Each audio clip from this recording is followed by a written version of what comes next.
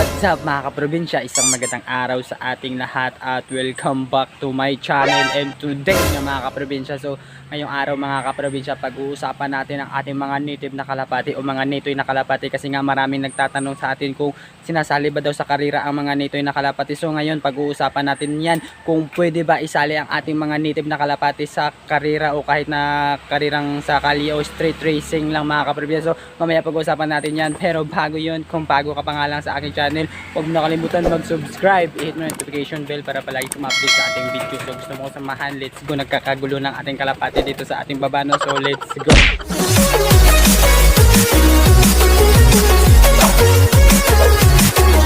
Ayun na nga mga kaprobinsya, bago natin pag-uusapan yun mga ating mga kalapati mga kaprobinsya na, so titingnan muna natin itong isa nating breeders dito mga kaprobinsya, kasi nga meron ng crack yung kanilang itlog. So mamaya siguro maano to, lalabas na yung inakay dyan sa loob, kasi nga meron nakita ko na yung tukha ng inakay kanina mga kaprobinsya. So titingnan natin kung papayag yung ating hen na, tingnan natin to mga kaprobinsya no. Susubukan lang natin mga kaprobinsya no.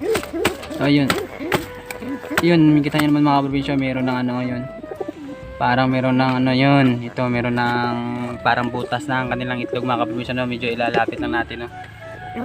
So ayan mga kaprobinsya, meron na ng butas ng kanilang itlog. So mamaya maya na lang unti-unting ano ng hen yan ng kanilang magulang no, tatanggalin na ng hen yan, saka mamaya maya lang lalabas yung ano dyan. Kaya actually dalawa yan sila mga kaprobinsya, merong crack yung kanilang itlog. So ito lang isa nakita nyo, yung isa meron din yun sa kabila. So mukhang magkasabay pa siguro silang mapipisa ngayong araw mga kaprobinsya no. So magandang balita yan mga kaprobinsya, kasi nga madadagdagan na naman ang ating mga alaga no, madadagdagan na naman ang ating mga inak mga kaprobinsya no. Bago natin pag-uusapan ng kung pwede ba talaga pang karera ang ating mga nitoy na kalapati. So ayun nga mga kaprobinsya, ipapakita ko muna sa inyo kung ano talaga ang itsura ng nitoy na kalapati no. Sa mga di nakakaalam mga kaprobinsya, lahat ng inalaga natin ay nitoy. So ayan nga, yan ang itsura ng nitoy mga kaprobinsya no. Yan, makikita mo naman sa kanilang ilong mga kaprobinsya no. Yan, nitoy natin na napaamo na natin mga kaprobinsya no.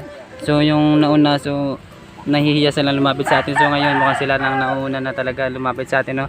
Ayan ang katangian ng nitoy. So meron silang maliit na ilong, at saka hindi masyadong malaki na pangangatawan no. At saka yung ulo nila di rin masyadong malaki. So kitang-kita nyo naman na ang ulo nila parang maliit lang kahit mapahin o kak. So maliit lang ang kanilang ulo no. So yan ang yan ang itsura ng nitoy. Makita nyo, napansin nyo naman sa mga pangkarera na kalapate. Yan, mga alaga natin, yan ay nitoy mga kaprobinsya. So ayan nga mga kaprobinsya no, ito yung alaga natin na nitoy. So tingnan natin sa malapit ano. Yan ang itsura ng nitoy mga kaprobinsya. So ito kakto na nitoy mga kaprobinsya. Bakit ko nasabi na kak? Kasi nga magkaiba yung ulo nila sa hen no. Ito medyo malaki yung ulo niya, at saka namamarako siya. Namamarako din naman yung hen, pero mas kakaiba talaga ang pamamarako ng kak mga kaprobinsya no. Ito ang ating nitoy na kalapati. So hindi yun cactus, kasi nga medyo malapad-lapad yung kanyang dibdib no. So ayan mga kaprobinsya. So yan, tingnan nyo mabuti mga kaprobinsya no, yung mukha ng nitoy na kalapati. Yan, sa nagsasabi no na ang ano daw ang mata daw ng nitoy ay orange lang lahat. So hindi po yung totoo no. Meron din namang mga mata ng nitoy na itim no, kaya din ng mga pangkarera meron din mga itim. So yun, hindi lahat ng nitoy no na merong orange o yellow ba yun, basta orange na mata. So minsan meron din namang mga nakagaya nitong alaga natin na nitoy ito mga kaprobinsya, kasi nga napakaliit ng ilong no. So meron siyang mata na itim o gray ba yan mga kaprobinsya. So hindi siya yellow mga kaprobinsya no, o orange.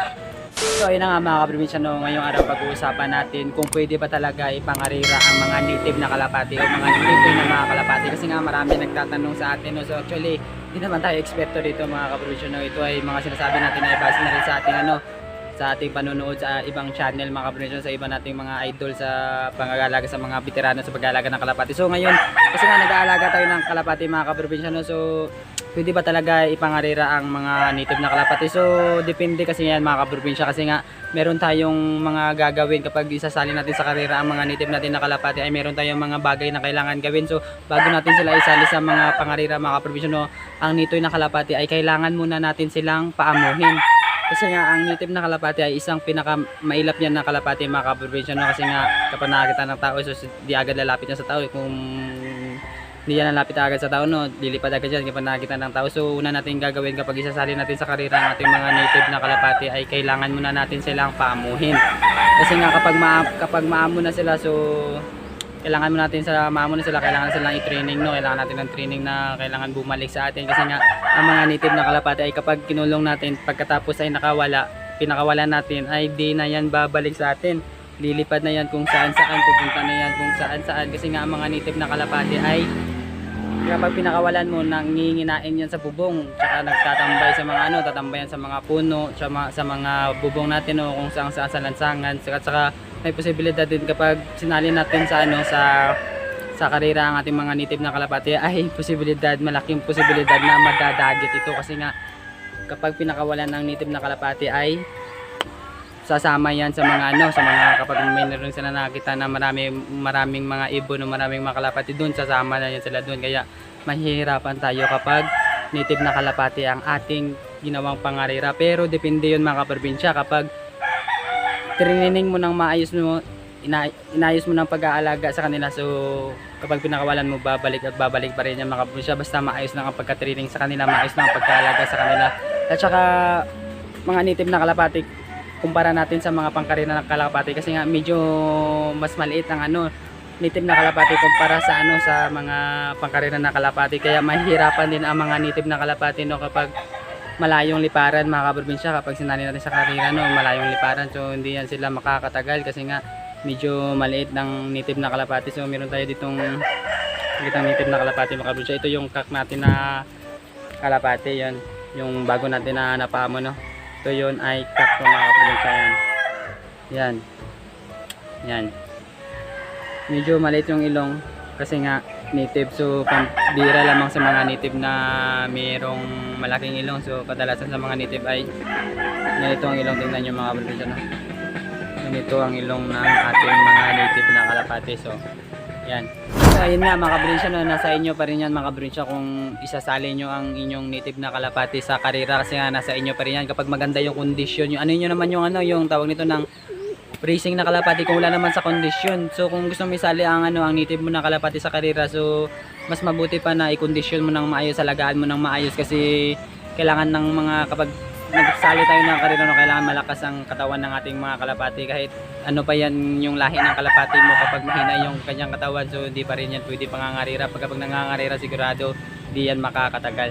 So ayun nga mga kaprobinsya, sana meron nakatulong yung tips natin ngayon mga kaprobinsya sa pag-alaga ng ating mga native na kalapati so kung pwede ba talaga pangarera, so nasa inyo yan mga kaprobinsya kung gusto nyo ipangarera ang inyong mga kalapati. Sa inyo mga kaprobinsya, dito natatapos ng vlog na to. Kung gusto mo shout out, mag-comment ka na sa baba, mag-subscribe at hit mo notification bell para palagi ka ma-update sa ating video. So kita-kits ulit sa susunod na video. Bye!